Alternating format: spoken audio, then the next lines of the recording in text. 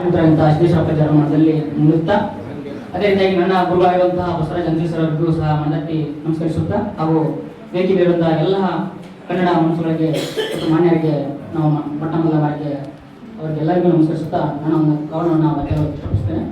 ನನ್ನ ಕವನದ ಶೀರ್ಷಿಕೆ ಜಗಜ್ಯೋತಿಯಾಗಿ ಬೆಳಗಿದ ಬಸವಣ್ಣ.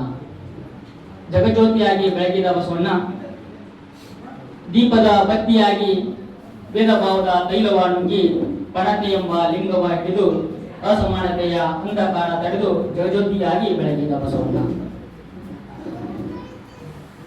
ದಗದಗಿಸಿ ಉರಿಯುವ ಮೇಲು ಕೀಳೆಂಬ ಭೇದ ಭಾವ ಮೇಘ ರಣಜನತೆ ಬಂದು ಉರಿಯುವ ಬೆಂಕಿಯ ನಿಂದಿಸಿ ಜಗಜ್ಯೋತಿಯಾಗಿ ಬೆಳಗಿದ ಬಸವಣ್ಣ.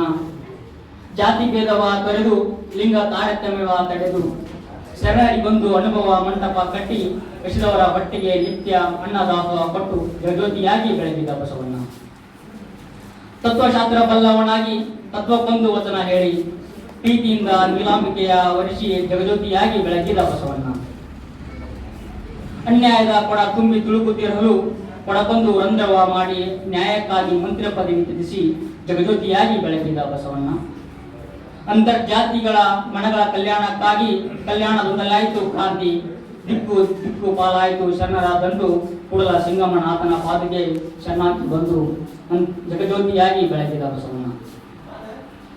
ಭಕ್ತಿ ಕ್ರಾಂತಿಯ ಮಾಡಿ ಎಲ್ಲೆಡೆ ಹರಡಿತು ಶಾಂತಿ ದಿಕ್ಕು ದಿಕ್ಕಿಗೂ ಪಸರಿಸಿತು ಜಗಜ್ಯೋತಿಯಾಗಿ ಬೆಳಗಿದ ಬಸವಣ್ಣ. ಅವಕಾಶ ನೀಡಿದ್ದಕ್ಕೆ ಧನ್ಯವಾದಗಳು. ಬಸವರಾಜ್ ಪೂಜಾರ್ ಸರ್ ಅವರಿಗೆ ಅಭಿನಂದನೆಗಳು. ಈಗ